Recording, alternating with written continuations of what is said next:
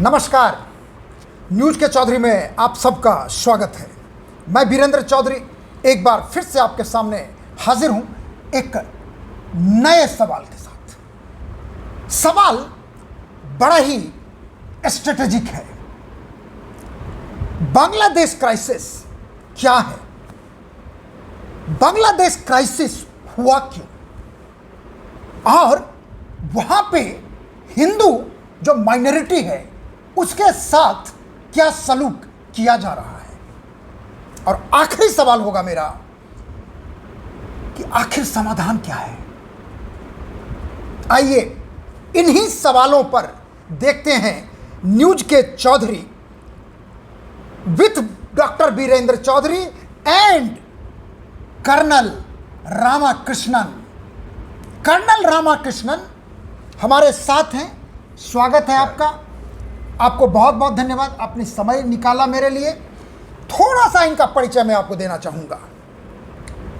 Colonel Ramakrishnan 33 साल भारत के Indian army में देश की सेवा किए हैं।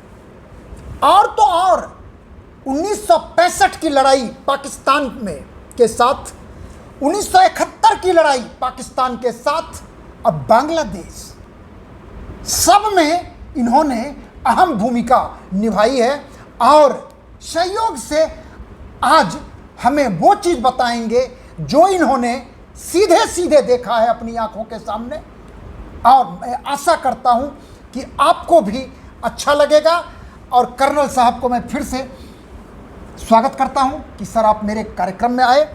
और आपसे मेरा वही होगा सवाल कि बांग्लादेश क्राइसिस क्या है, क्योंकि हर व्यूअर ये जानना चाहते हैं कि ये क्राइसिस हुआ क्यों।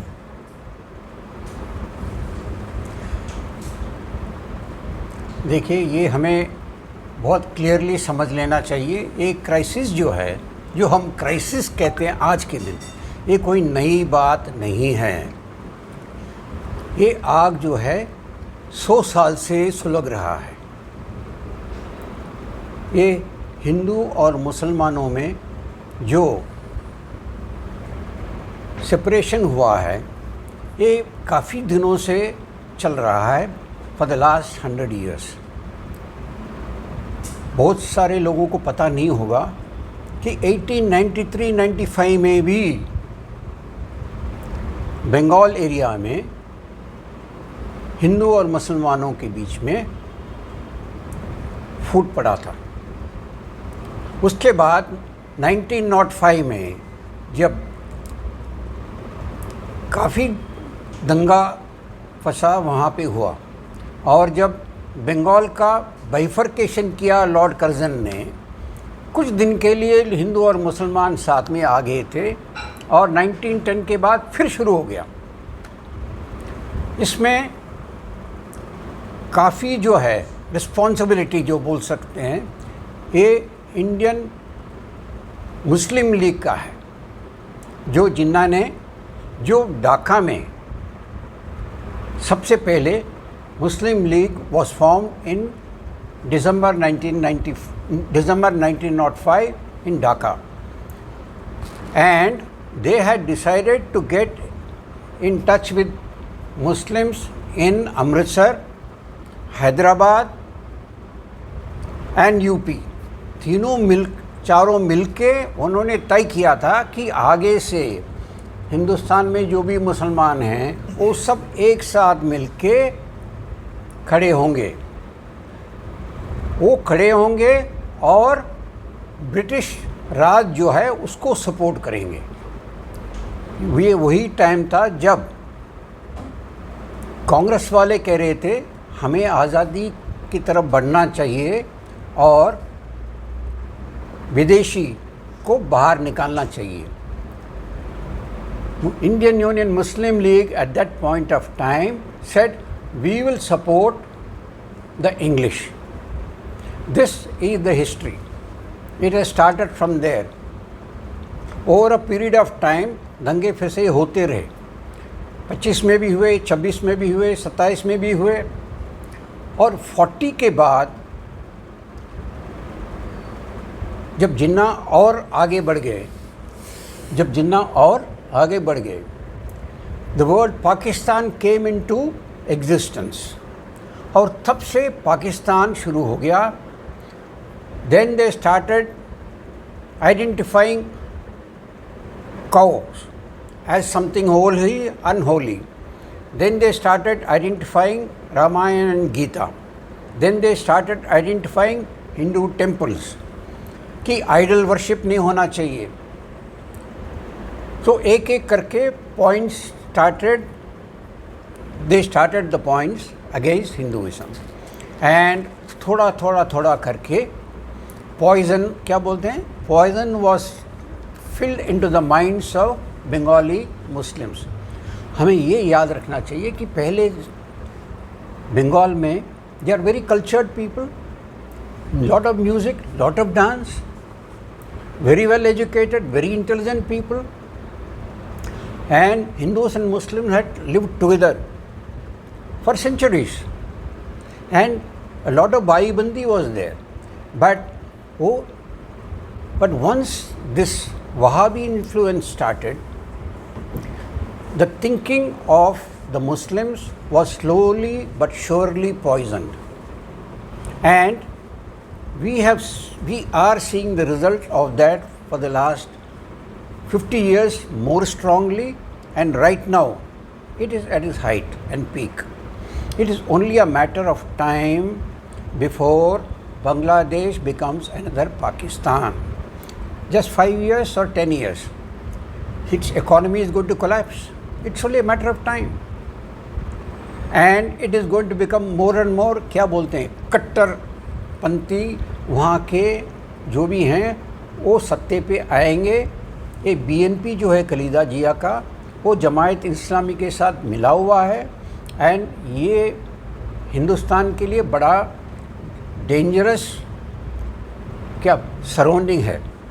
हमारा उनके साथ तकरीबन 2000 किलोमीटर का बॉर्डर लाइन है बंगाल में ओवरऑल 4000 किलोमीटर से ज़्यादा है।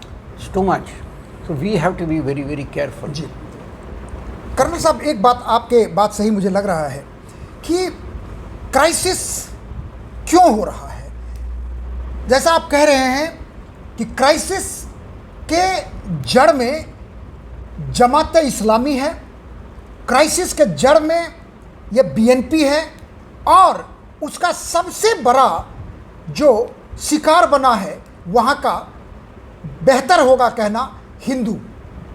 जैसा आप कह रहे हैं कि पहले बड़ा बढ़िया था, कल्चर्ड था, लेकिन जब से ये लोग आए हैं, और चूंकि मैं जानना चाहूँगा इसलिए कर्नल साहब कि आप 1965 के वॉर में भी रहे हैं और 71 के वॉर में भी रहे हैं, और उस समय भी पाकिस्तान आर्मी ने जो कत्ले आम किया था उसमें बहुत बड़ी संख्या थी हिंदुओं की, जो शिकार हुए थे पाकिस्तान के ब्रूटैलिटी का, रेप का, कुचल दिया गया था। तो आपके कहने का मतलब है कि उस समय भी हिंदू शिकार हुए, आज भी हिंदुओं को टारगेट किया जा रहा है। यस, अभी अनफॉर्चुनेटली और फॉर्चुनेटली खासकर पिछले 70-80 सालों में हिंदुओं को क्या पढ़ाया जा रहा है, अहिंसा परमो धर्मः, बहुत बढ़िया अच्छी बात है, मगर उसके दूसरा जो सेंटेंस है वो कभी कोई नहीं बोलता है कि जो ये कहता है कि अहिंसा जो फॉलो करता है उसको किसी ना किसी को प्रोटेक्शन देना पड़ेगा। हम सही अहिंसावादी नहीं बन सकते, साधु सन्यासी अहिंसावादी ज़रूर बन सकते हैं, मगर फौजी नहीं बन सकता है, कोई जज नहीं बन सकता है, कोई पुलिस वाला अहिंसा के पीछे नहीं जा सकता है। ये हम भूल जाते हैं, और हर क्या बोलते हैं, हर काम में, हर जगह में हम अहिंसावाद का प्रयोग करते हैं। ये नहीं चल सकता है।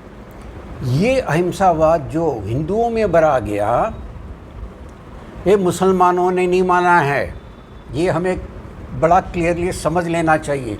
वो ये अहिंसावाद को नहीं मानते हैं, वो नहीं कहते जो हम कहते हैं, क्या सारी दुनिया में सब लोग बराबर हैं, वो नहीं कहते। उनके लिए जो मुसलमान हैं वो भाई है, बाकी सब पराये हैं। या तो मेरे भाई बनो, नहीं तो फिर आपके साथ सलूक जो है वो अलग सा होगा। तो ये हमें हिंदुओं को समझ लेना ज़रूरी है। 1 second sir, know the question again. Yes. I have not answered the full That's question. I'm coming to the point. You are right. You are on the track. You are on the track. कि हिंदू मुस्लिम जो Hindus are not safe there. So I will put another question. इसमें add कर देता हूँ। Yes, please go ahead. Please go ahead. See, अभी तक जब पंजाब का बंटवारा हुआ, बंगाल का भी बंटवारा हुआ है ना, फिर जैसे लोग पंजाब, हिंदू पंजाब से निकल के आए वेस्ट पंजाब से, और यहाँ से जो मुसलमान गए, there was an exchange of population. In Bangladesh it did not happen. Hindus were still thinking कि यहाँ पे हम, क्योंकि हज़ारों सालों से रहते हैं, सैकड़ों सालों से रह रहे हैं, हम भाईबंदी से आराम से रह सकते हैं। This was a false assumption. ये गलत सोच था कि हिंदू वहाँ पे किसी मुसलमान देश में आराम से पीसफुली रह सकते हैं। ये थोड़ा थोड़ा करके समझ में आया। 1965 में काफ़ी हिंदू लोग बांग्लादेश छोड़ के इंडिया में आ गए। 71 में तो हाल इतना ख़राब हो गया, तब हिंदू ही नहीं मुसलमानों को भी आना पड़ा, बंगाली मुसलमान भी आए। खैर बंगाली मुसलमान तो वापस कुछ तो चले गए, काफ़ी यहीं पे रह गए हैं। ये मानसिकता जो है बंगाल में इतना कट्टर नहीं था जितना पंजाब में था। क्यों? See, Bengalis are by nature, as I said, very cultured people, and everybody had been living together. आराम से सब साथ में रहते थे। तो ये हिंदुओं का भाईचारा जो है वो पूरे एटमॉस्फेयर को ठंडा रखता था। तो हिंदुओं का जहाँ भी जाते हैं, अभी भी अमेरिका में लोग जाते हैं, कनाडा में जाते हैं, हम लोग मिलजुल के रहते हैं। तो वहाँ बांग्लादेश में भी यही था, और अभी भी हिंदू यही सोचते हैं कि हमें भाईचारे के साथ रहना है। मगर वहाँ के मुसलमानों का सोच बदल गया है, उनका सोच में काफ़ी बदलाव आ गया है, क्योंकि बाहर से जो वहाबी जो इन्फ्लुएंस जो है, जो सऊदी अरेबिया से आ रहा है और ईरान से जो आ रहा है, वो काफ़ी उनके बदलाव का कारण है। विष भर दिया है, ऐसे भी बोल सकते हैं। बंगाली मुसलमानों में उतना ही विष भर दिया है जितना आजकल पाकिस्तानी मुसलमानों में है। ये हमें समझ लेना चाहिए। It is only a matter of time, Bangladesh Pakistan बनेगा। बिल्कुल।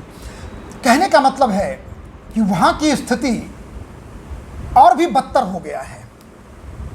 वहाँ का जो बहुसंख्यक समाज है उसे जहरीला बनाया जा रहा है, कट्टरपंथी बनाया जा रहा है, जिससे सीधे सीधे खतरा अल्पसंख्यकों खास करके हिंदुओं को घटा नहीं है बल्कि बढ़ रहा है। अब मैं आखिरी सवाल पर आऊँगा सर, कि आखिर आपने कहा कि ये क्राइसिस क्या है, क्यों हुआ, समाधान क्या है? क्योंकि भारत के बॉर्डर पर है। जैसा आपने कहा कि 4000 किलोमीटर से ज़्यादा बांग्लादेश के साथ हमारा बॉर्डर है। सिर्फ पश्चिम बंगाल में 2000 किलोमीटर से थोड़ा ज़्यादा है। 5 राज्य हैं भारत के पूर्वी भाग में जो बांग्लादेश बॉर्डर पे है। तो ये तो स्थिति रही तो निश्चित रूप से हमारे लिए खतरा बना रहेगा। तो आखिर इसका समाधान क्या है, मैं आपसे संक्षिप्त में जानना चाहूँगा। ये जो है, जो खतरा जो बढ़ रहा है, ये कम होने वाला नहीं है। एंड आज के दिन हालात हमारे ऐसे नहीं हैं कि हम एक सेंटेंस में, एक पैरा में जवाब दे सकते हैं। काफ़ी सोच विचार का ज़रूरत है। 4000 किलोमीटर का बॉर्डर। और एक बात और हमें याद रखना चाहिए कि population of Bangladesh is also increasing वहाँ पे। और क्योंकि समुद्र का तट बढ़ रहा है, काफ़ी वहाँ के समुद्र के टचिंग इलाके में जो भी है, सुंदरबंस वगैरह में अभी पानी घुस जाएगा और वहाँ के लोग निकल के आएंगे। आपको पता है कि आज के दिन कम से कम 5 crore Bangladeshi immigration, illegal immigrant India में है। We can expect another 5 crores come in the next 15 years. There is no doubt about this. Is it possible for us to prevent all these Muslims who will be coming in illegally from along the border? Our border is open. आज के दिन border खुला है। आप जितना भी fencing कर लें, it is very difficult to manage the border completely. आप ही देख लीजिए, रोहिंग्या जो हैं, बांग्लादेशी रोहिंग्या से डरते हैं और उन्होंने अपने अंदर आने नहीं दिया है। बांग्लादेश ने उनको अलग आइलैंड में बिठा के रखा हुआ है। आज के दिन कम से कम 5 से 7 लाख रोहिंग्या बांग्लादेश में एक आइलैंड में बैठे हुए हैं। मगर यहाँ हमारे हिंदुस्तान में रोहिंग्या जो है जम्मू पहुँच गए हैं, रायबरेली पहुंच गए हैं। हफ्ता पहले का न्यूज़ है कि कम से कम 5000 रोहिंग्या को कागजात बना के दिया हुआ है रायबरेली से ही। तो ये हालात हैं। We have to handle it politically, we have to handle it with military force, we have to handle it with police force, we have to handle it economically. इसके लिए एक्सपर्ट्स को बैठ के स्ट्रैटेजी बनाना पड़ेगा। ये एक दिन का काम नहीं है। But in the mean time हमें वहाँ के हिंदुओं को आश्वासन देना है बिल्कुल कि हिंदुस्तान आपके लिए है, बिल्कुल आप जब मर्जी आइए। और हमें CAA जो है लागू करना है। और जैसे ही हिंदू यहाँ पे आते हैं उनको यहाँ का सिटीज़न बनाना है। जी, मैं कर्नल साहब बहुत बहुत धन्यवाद। आपने उन सवालों का बैकग्राउंड के साथ जवाब दिया है और मैं आशा करता हूं कि व्यूअर को अच्छा लगेगा। और मैं चाहूँगा कि आप अपने विचार कर्नल साहब का इंटरव्यू सुन के ज़रूर लिखिए। वो हमारे चैनल के लिए बड़ा ही इनकरेजिंग होगा, बड़ा ही मोटिवेशनल होगा। और हम आपको बताना चाहते हैं कि कर्नल साहब के साथ हम और भी एपिसोड्स करेंगे, क्योंकि आप अंदाज लगा सकते हैं जिन्होंने भारत के सेना में 33 वर्ष के जीवन को खपाया है और आज भी भारत के लिए कुछ ना कुछ कर ही रहे हैं। कर्नल साहब बहुत बहुत धन्यवाद आपको। नमस्कार। आपने मुझे चांस दिया कम से कम बताने का इनको। जी, और एक बात और, आपसे हम आशा करते हैं, प्रार्थना करते हैं कि मेरे YouTube channel doctor Virendra Chaudhary को ज़रूर सब्सक्राइब करें, जिससे हम आपके साथ अपनी बात सदा रखते रहें। बहुत बहुत धन्यवाद। नमस्कार।